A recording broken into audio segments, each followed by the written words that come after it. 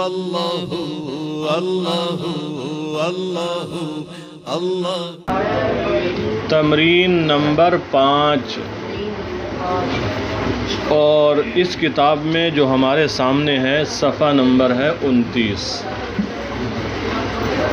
تمرین نمبر 5 میں لکھا ہے کون 6 جمل، 6 جملے بناؤ۔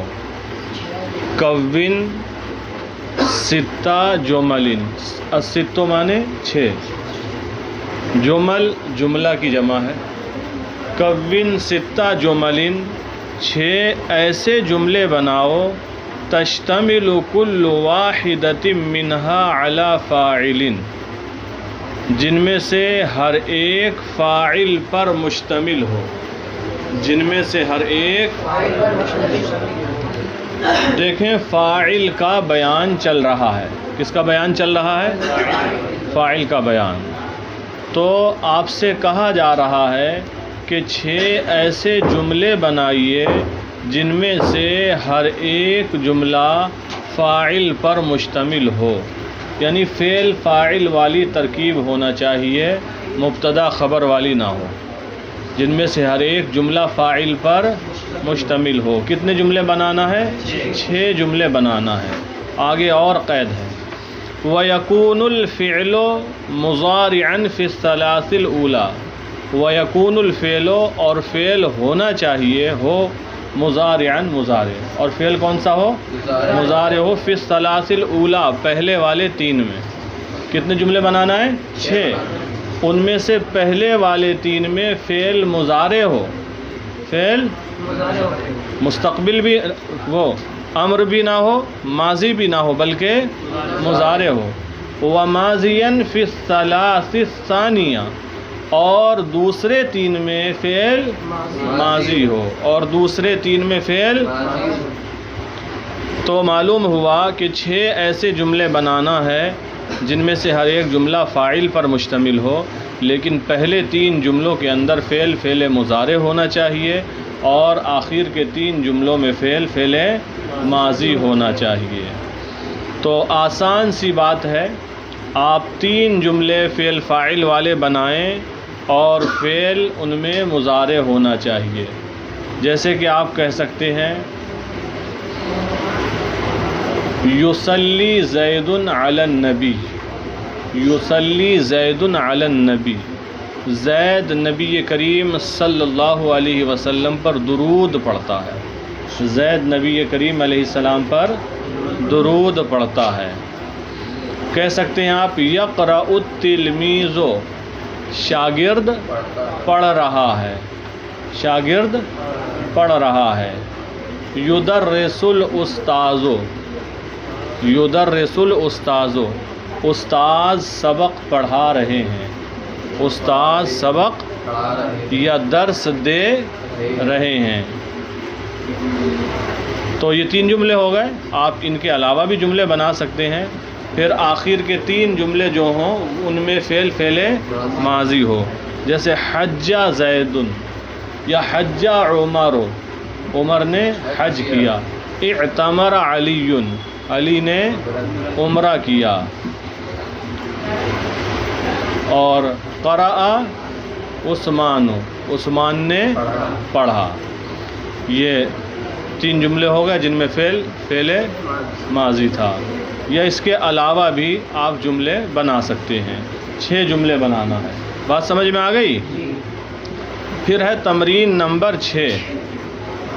دیکھیں لکھا ہے تمرین فی الانشاء، تمرین فی الانشاء، یہ تمرین ہے انشاء کے بارے میں۔ انشاء یعنی آپ سے یہ کہا جائے گا کہ آپ کوئی مضمون لکھیں، کچھ جملے لکھیں، ٹھیک ہے؟ تو یہاں پر آپ سے کچھ جملے لکھنے کو کہا جا رہا ہے۔ دیکھیں نمبر 1 ہے ہات 5 جمل، 5 ایسے جملے لاؤ موضوعها، جن کا موضوع الفلاح، کیا ہونا چاہیے؟ کاشتکار ہو، جن کا موضوع کاشتکار ہو۔ پھر بتایا وجعل الفلاح فاعلا، اور الفلاح کو فاعل بناؤ، الفلاح کو فاعل بناؤ۔ بات سمجھ میں آ گئی؟ 5 ایسے جملے بنانا ہیں جن کا موضوع کاشتکار ہو، اور ان جملوں کے اندر فاعل کیا ہونا چاہیے؟ کاشتکار ہونا چاہیے۔ تو اس کے حوالے سے آپ پڑھ ہی چکے ہیں، کئی طریقے سے جملے بنا سکتے ہیں۔ مثال کے طور پر آپ کہہ سکتے ہیں ذهب الفلاح الى الحقل یا الى الزرع۔ ذهب الفلاح کاشتکار گیا، الى الحقل کھیت کی طرف، الى الزرع کھیتی کی طرف۔ الزرع کہیں گے تو اس کا معنی کھیتی، اور الحقل کہیں گے تو اس کا معنی ہوتا ہے کھیت، اس کی جمع آتی ہے حقول۔ ذهب الفلاح الى الحقل یا الى الزرع۔ ذهب الفلاح الى الزرع، کاشتکار کھیتی کی طرف گیا، اور الى الحقل لکھیں گے تو کاشتکار کھیت کی طرف گیا۔ وجنا قطنہ، اور اپنی روئی کو کاٹا، ٹھیک ہے۔ تو فاعل یہاں بھی فلاح ہی ہے، چونکہ اسی سے متعلق جملے ہیں، اور اگر فاعل کو ظاہر کرنا ہے تو لکھ دیجئے وَجَنَى الْفَلَّاحُ قُطْنَهُ، وَجَنَى الْفَلَّاحُ قُطْنَهُ، اور کاشتکار نے اپنی روئی کو کاٹا۔ پھر آپ کہیں وَذَهَبَ الْفَلَّاحُ بِهِ إِلَى السُّوقِ۔ ذَهَبَ بِ جب با لگا دیتے ہیں تو اس کا معنی ہو جاتا ہے لے جانا۔ صرف ذہب یذہب کا معنی ہوتا ہے جانا، اور جب با لگا دیں گے جو حرف جر ہوتا ہے، اس کو صلہ کہا جاتا ہے، تو اس کا معنی ہو جاتا ہے لے جانا۔ تو دیکھو وَذَهَبَ الْفَلَّاحُ بِالْقُطْنِ، یا بِہِ کہیں گے تو بھی ہا ضمیر راجع ہوگی القطن کی طرف۔ وَذَهَبَ الْفَلَّاحُ بِهِ، یا قطن کو ظاہر کرتے ہیں بالقطن، اور کاشتکار روئی کو لے کر گیا الی السوق، کہاں؟ بازار کی طرف، الی السوق بازار کی طرف۔ وباعہ، اور اسے فروخت کیا، اور اگر الفلاح کو ظاہر کرنا ہے تو آپ لکھیں وباع الفلاح، وباعہ الفلاح، اور کاشتکار نے اسے فروخت کیا، بیچا۔ 4 جملے ہو گئے۔ پھر آپ لکھیں واشترى ما يحتاج الیہ، واشترى ما يحتاج الیہ، اور وہ خریدا جس کی اسے حاجت تھی۔ یہاں بھی الفلاح اگر ظاہر ہی کرنا ہو تو واشترى الفلاح، واشترى اللہ۔ تو یہ 5 جملے اس طریقے سے بنائیں گے، لیکن جب سیم چلے، ذکر آتا ہے تو فاعل کو ایک جگہ ذکر کرتے ہیں، باقی جگہ ضمیر لے آتے ہیں، وہ ضمیر اسی کی طرف راجع ہوتی ہے، ٹھیک ہے۔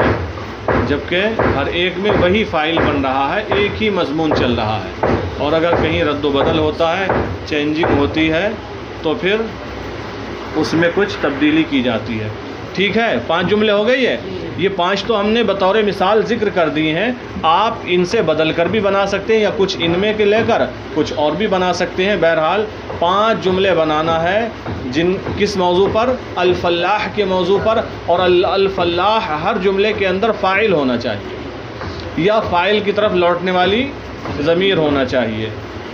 چلیں، تو نمبر 1 پہ تو یہی تھا کہ الفلاح کے موضوع پر 5 جملے بناؤ، یعنی 5 ایسے جملے بناؤ جن کا موضوع الفلاح ہو، اور الفلاح کو فاعل بناؤ۔ پھر نمبر 2 ہے، تو دیکھیں 2 نمبر والی لائن میں نشان لگے ہوئے ہیں، اور آپ اس کو سمجھتے ہیں کہ اوپر والی جو عبارت ہے وہی یہاں سیٹ کرنا ہے، جہاں بدلیں گے وہاں عبارت لکھیں گے۔ تو ہاتھ خمس جمل، 5 ایسے جملے لائیے، یعنی بنائیے، موضوع الفارۃ، جس کا موضوع چویا ہو، الفارۃ ہے جس کا موضوع چویا ہو۔ وجعل الفارۃ فاعلا، اور چویا کو فاعل بناؤ، چویا کو فاعل بناؤ۔ تو آپ کہہ سکتے ہیں یہاں پر خرجت الفارۃ من جحرها، خرجت الفارۃ، خرجت نکلی، الفارۃ چویا، من جحرها اپنے بل سے، اپنے سوراخ سے، چویا اپنے سوراخ سے اپنے بل سے نکلی. ومشت علی الارض اور زمین پر چلی. ومشت علی الارض اور زمین پر پیدل پیدل چلی. مشی یمشی کا معنی ہوتا ہے پیروں پر چلنا. بہرحال ومشت علی الارض اور زمین پر چلی.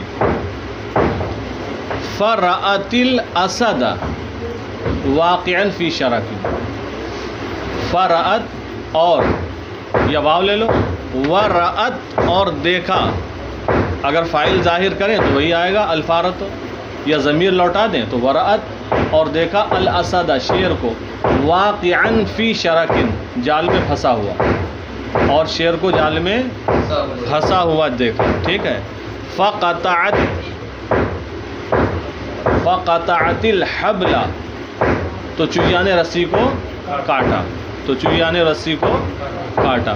وخلصت الاسد اور شیر کو آزاد کر دیا. اور شیر کو آزاد کر دیا. اب اگر فاعل ظاہر کرنا تو آپ لکھیں گے وقطعت الفارۃ الحبل, چوہیا نے رسی کو کاٹا. وخلصت الفارۃ الاسد اور چوہیا نے شیر کو بچا لیا یا چھڑا لیا. تو یہ بھی 5 جملے ہو گئے. تو اسی طریقے سے ان جملوں سے آپ کے جملے بدل بھی سکتے ہیں, لیکن موضوع چوہیا ہی ہونا چاہیے. آپ چوہیا سے نہیں ہٹ سکتے. ٹھیک ہے. نمبر 2 میں آپ چوہیا سے ہٹ نہیں سکتے ہیں, اور چوہیا کو فاعل بنایا جا گا یہاں. ٹھیک ہے. تو چوہیا کے کارنامے شمار کرنا ہوں گے کہ چوہیا نے کیا کیا کیا, تو وہ فاعل بنے گی. بہرحال دیکھیں. پھر آگے ہے تمرین نمبر 7, تمرین فی الاعراب. تمرین فی الاعراب. اعراب کا معنی ہوتا ہے ترکیب کرنا. کیا ہوتا ہے؟ ترکیب. اعراب کا معنی کیا ہوتا ہے؟ ترکیب کرنا. آگے جب آپ اور بڑی جماعتوں میں پہنچیں گے تو آئے گا اعرب. اعرب الجمل. اعرب الجمل الآتیہ. آنے والے جملوں کی ترکیب کرو. آنے والے جملوں کی. اور جہاں اعراب لگوانا ہوگا تو وہاں لکھا ہوگا شکل الجمل الآتیہ, یشکل العبارۃ الآتیہ, یشکل العبارۃ المذکورہ وغیرہ وغیرہ. تو تشکیل شکل کا لفظ ہوگا جو اعراب کے لیے استعمال کیا جائے گا. اعراب لگاؤ, زیر زبر لگاؤ. اور اعراب کا لفظ جہاں آئے گا اس کا معنی ہوگا ترکیب کرنا. دیکھیں تمرین فی الاعراب. تمرین فی الاعراب. تمرین مشق. اعراب ترکیب کی مشق. ترکیب کی مشق. نموذج نمونہ دیکھیں. حضر الغائب. حضر الغائب یہ 1 نمبر ہے. اسی کے نیچے ترکیب کی ہے. حضرہ پھر نشان لگایا ہے, ہلکی سی ایک لائن لکھا ہے فعل ماضی. حضرہ کیا ہے؟ فعل ماضی ہے. اور حضرہ کا فاعل کیا ہے لکھا ہوا؟ الغائب. نیچے والی لائن میں لکھا الغائب فاعل مرفوع. غائب فاعل مرفوع ہے. دکھ رہا ہے آپ کو؟ سب کو نظر آ رہا ہے؟ پہلے یہی حصہ پڑھنا ہے دائیں سائڈ کا. دیکھیں نمبر 1 ہے حضر الغائب, یعنی غائب حاضر ہوا. تو نیچے لکھا ہے حضرہ فعل ماضی, یعنی حضرہ فعل ماضی ہے. الغائب فاعل مرفوع. الغائب فاعل مرفوع ہے. اس کی ترکیب ہو گئی. اب 2 نمبر پر آئیں. 2 نمبر میں لکھا یطیر الذباب. الذباب مکھی. یطیر الذباب مکھی اڑ رہی ہے. ترکیب کرتے ہیں یطیر فعل مضارع. یطیر فعل مضارع. الذباب فاعل مرفوع. الذباب فاعل مرفوع. یہ تو ترکیب انہوں نے کر دی. اب جملے آپ کو دے رہے ہیں. اعرب الجملتین الآتیتین. آنے والے 2 جملوں کی ترکیب کرو. آنے والے 2 جملوں کی ترکیب کرو. فاض النہر. نہر بھر گئی. نہر نے افان مارا. نہر کناروں برابر ہو کر بہی. فاض النہر, نہر پر ہو گئی, بھر گئی. تو آپ کہیں گے فاضا فعل ماضی, یا یوں کہیں فعل ماضی. فاضا فعل ماضی, النہر فاعل مرفوع. بس ہو گئی. پھر نمبر 2 ہے یربح التاجر. تاجر نفع کماتا ہے. تاجر نفع کماتا ہے, فائدہ کماتا ہے. یربح فعل مضارع. یربح فعل, التاجر فاعل مرفوع. تو یہ ترکیب ہے. آپ یہ ترکیب بھی پڑھیں, اور اس سے پہلے آپ نے فیض العدد میں شاید اس سے بھی زیادہ ترکیب پڑھی ہوگی. تو یہ آپ بنا کر لائیں گے انشاء, اور جملے اور یہ ترکیب یاد کر کے آئیں گے.